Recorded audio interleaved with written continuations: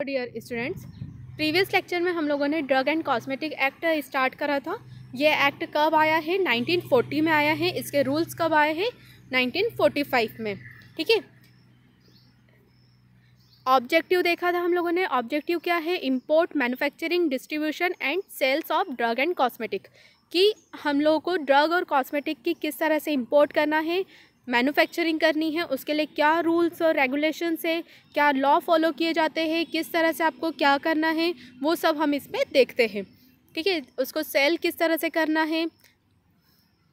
Then फिर उसके बाद में हम लोगों ने देखा था कि इसमें क्या क्या अमेंडेंट किए गए, मतलब कि उसमें और क्या क्या चेंजेस किए गए। जैसे 1940 में ये रूल आया, 1945 में ये रूल मतलब रूल्स बने, इसके एक्ट आया और वही रूल्स बने। फिर 1982 में इसमें क्या चेंजेस करे गए। ठीक है।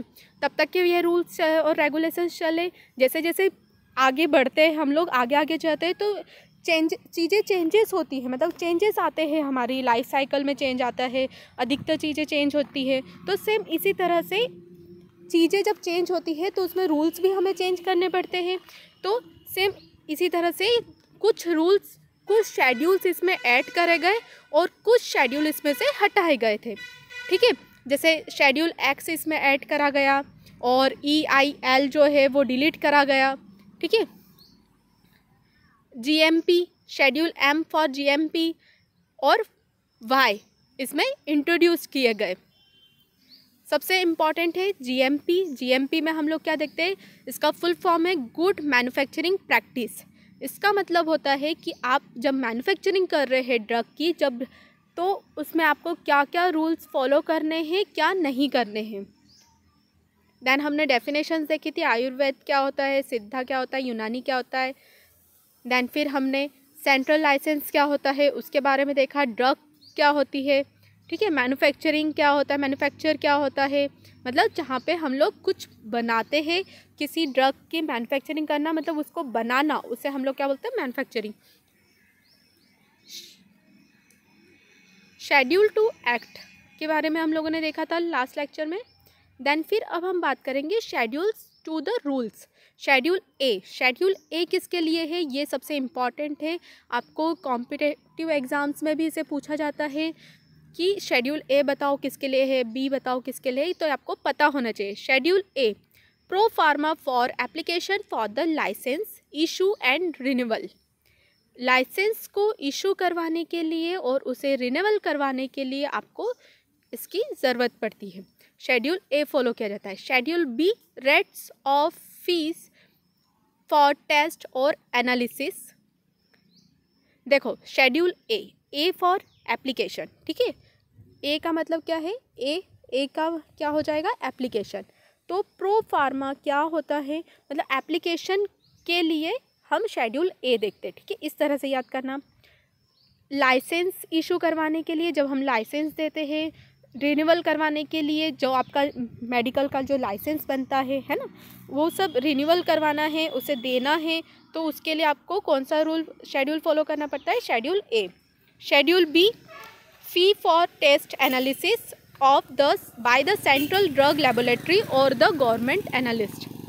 कि अगर आपको कहीं पे टेस्ट करवानी है, एनालिसिस करवानी है, तो उसकी जो फीस जो रहती है वो कौन करता है, किसके अंडर में आता है? शेड्यूल बी के। शेड्यूल सी, ये हम लोग सब इसे डिस्क्राइब करेंगे, इसको डीप में पढ़ेंगे, अभी हम लोग ओवरव्यू देख रहे हैं। ठीक है। Schedule C, C for biological and special product. Schedule C किसके लिए होता है? बायोलॉजिकल और स्पेशल प्रोडक्ट के लिए। उसका इंपोर्ट, सेल, डिस्ट्रीब्यूशन, मैन्युफैक्चरिंग करते हैं। ठीक है। C1 only special product, list of other special product के लिए।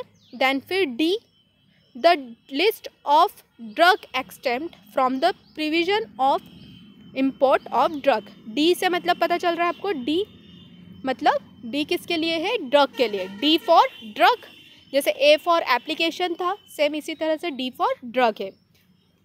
D1 किसके लिए? Information and undertaking to be submitted by the manufacturing with the application from for a registration certificate. Manufacturing, information और undertaking. Information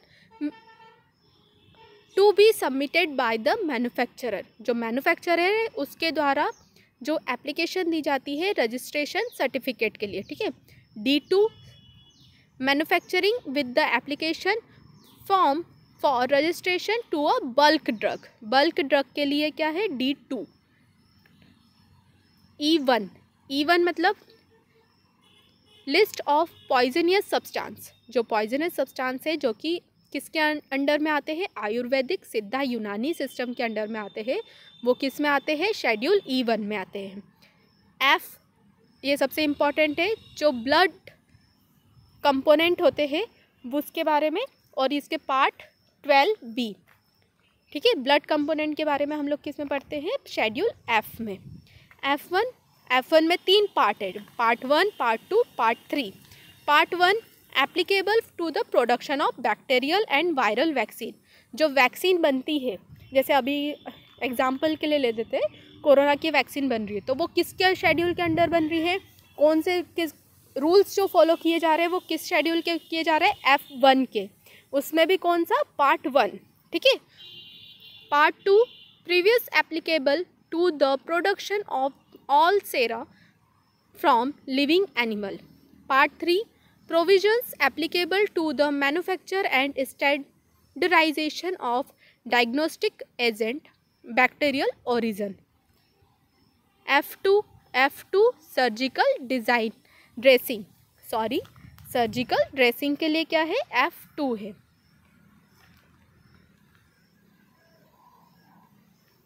F3 standard for sterilising umbilical tube.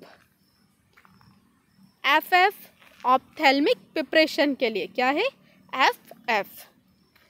Schedule G list of substance that are required to be used only under medical supervision, सिर्फ वही drugs use की आती है इसमें, schedule G में वह drug use आती है जो कि मेडिकल सुपरविजन के अंडर में ली जाती हो। H schedule H prescription drug, ये आपसे इंटरव्यू में भी पूछा जाएगा, कॉम्पिटिटिव एग्जाम के लिए भी पॉइंट ऑफ व्यू से भी इम्पॉर्टेंट है। शेड्यूल H किसके लिए है, वो ड्रग जो प्रिस्क्रिप्शन ड्रग जो आती है वो किसके अंडर में आती है, शेड्यूल H के अंडर में। Schedule J ailment which a drug may not purport to prevent और cure, drugs exempt from certain provision relating to the manufacturing of drug, schedule K। और शेड्यूल M मतलब good manufacturing practice, जो factory में, premises में, plant में, equipment, factory में जो factory premises, plant, equipment for pharmaceutical product के लिए जो रिक्वायरमेंट होता है वो क्या होता है, GMP, शेड्यूल M, ठीक है।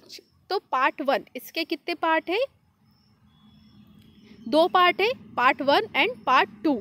पार्ट 1 में हम लोग देखते हैं sterile manufacture of sterile product, parenteral preparation के लिए जो, और ऑप्थेल्मिक प्रिपरेशन के लिए। देन पार्ट B किसके लिए होता है, ओरल सॉलिड डोजेस फॉर्म, ठीक है। फर्स्ट क्या है, फर्स्ट रहेगा आपका पेरेंटल प्रिपरेशन स्टेराइल प्रोडक्ट के लिए और पेरेंटल के लिए। देन पार्ट फर्स्ट का B रहता है ओरल सॉलिड डोजेस फॉर्म के लिए। देन फिर ओरल लिक्विड के लिए पहले आएगा स्टेराइल, ठीक है। जैसे इस टाइप से याद करो कि जैसे अगर आपको तुरंत एक्शन शो करनी है ना, तुरंत आपको एक्शन चाहिए तो आप लोग क्या लेते हो, बोलते हैं डॉक्टर इंजेक्शन ले लो, IV रूट है ना, IV देते हैं तो वो जल्दी से एक्शन शो, तो वो सबसे फर्स्ट क्या रहेगा, IV, ठीक है। देन फिर उसके बाद में B क्या आ जाएगा आपका, और इसमें क्या रहेगा, स्टेराइल प्रोडक्ट, पेरेंटल प्रिपरेशन और ऑप्थेल्मिक प्रिपरेशन, ठीक है। देन फिर B क्या आ जाएगा, टैबलेट कैप्सूल। देन फिर C क्या आ जाएगा, oral liquids, syrup, elixirs, emulsion, suspension. Then D में आ जाता है जो कि हम लोग क्रीम यूज़ करते हैं, ऑइंटमेंट यूज़ करते हैं, पेस्ट वगैरह, डस्टिंग पाउडर, ये सब किस में आ जाता है, D में। Part first E metered dose inhaler, ये किस में आता है, पार्ट E में, 1E में। फार्मास्यूटिकल इंग्रेडिएंट जो बल्क ड्रग्स है वो किस में आती है, पार्ट 1F में। और प्लांट इक्विपमेंट के बारे में हम लोग पढ़ेंगे पार्ट 2 में, ठीक है। ये सभी शेड्यूल हम लोग डिस्कस करेंगे। M1 factory premises, manufacturing of homeopathic preparation, homeopathic के लिए M1, M2 है कॉस्मेटिक के लिए, और M3 है medical device. Schedule N for minimum equipment for efficient running of a pharmacy. Schedule O disinfectant fluid के लिए फर्स्ट है, इसमें भी पार्ट है। पार्ट 1 किसके लिए आता है, तो black fluid and white fluid के लिए। अदर फ्लूइड्स के लिए part 2। Schedule P life period of drug, P से मतलब पीरियड, तो लाइफ पीरियड ऑफ ड्रग मतलब उसकी क्या लाइफ है ड्रग की, ठीक है। Schedule P1 pack size of drug, जो ड्रग का जो पैक साइज है वो। क्यू में भी 2 पार्ट है। फर्स्ट पार्ट में हम लोग पढ़ते हैं डाई पिगमेंट के बारे में, ठीक है, जो हम लोग डाई यूज़ करते हैं, पिगमेंट यूज़ करते हैं। List of colour permitted in soap, जो कलर्स हम यूज़ करते हैं सोप बनाने में, उसके बारे में हम लोग शेड्यूल Q पार्ट 2 में देखेंगे। शेड्यूल R किसके लिए है, standards for condoms made of rubber latex intended for single use and other mechanical contraceptives के बारे में हम लोग शेड्यूल R में पढ़ते हैं। Schedule R1 medical devices, schedule S cosmetic, ये भी इम्पॉर्टेंट है, schedule S for cosmetic. Schedule T जो हमारा शेड्यूल M है, उसमें हम लोग जो ड्रग्स हम लोग यूज़ करते हैं उसके बारे में पढ़ते हैं, उसकी मैन्युफैक्चरिंग के बारे में देखते हैं। और शेड्यूल T में हम लोग देखते हैं T फॉर ट्रेडिशनल, ठीक है। T से आप लोग याद रख लो ट्रेडिशनल मतलब आयुर्वेदिक यूनानी सिद्धा के बारे में हम लोग पढ़ेंगे। U for raw material, particular drug के बारे में हम लोग उसका raw material, manufacturing, analytical record, ये सब चीज़ें हम लोग देखते हैं। शेड्यूल U कॉस्मेटिक के लिए, ठीक है, पर्टिकुलर कॉस्मेटिक के लिए शेड्यूल U आता है। पेटेंट और प्रोप्रिएटरी मेडिसिन्स के लिए शेड्यूल V आता है। जेनेरिक नेम ओनली के लिए, जेनेरिक के लिए क्या आता है, शेड्यूल W। X आता है, X सबसे इम्पॉर्टेंट है। पैकेजिंग स्पेशल प्रोविज़न के लिए, उनका इंपोर्ट, मैन्युफैक्चरिंग, लेबलिंग, पैकेजिंग के लिए schedule X। Schedule Y clinical trial और for import and manufacturing of new drugs. अब नेक्स्ट लेक्चर में हम लोग इंपोर्ट देखेंगे, किस तरह से हम लोग इंपोर्ट करते हैं, फिर हम उसके बाद मैन्युफैक्चरिंग देखेंगे और फिर उसके बाद में हम डिस्ट्रीब्यूशन और सेल देखेंगे, ठीक है। Thank you.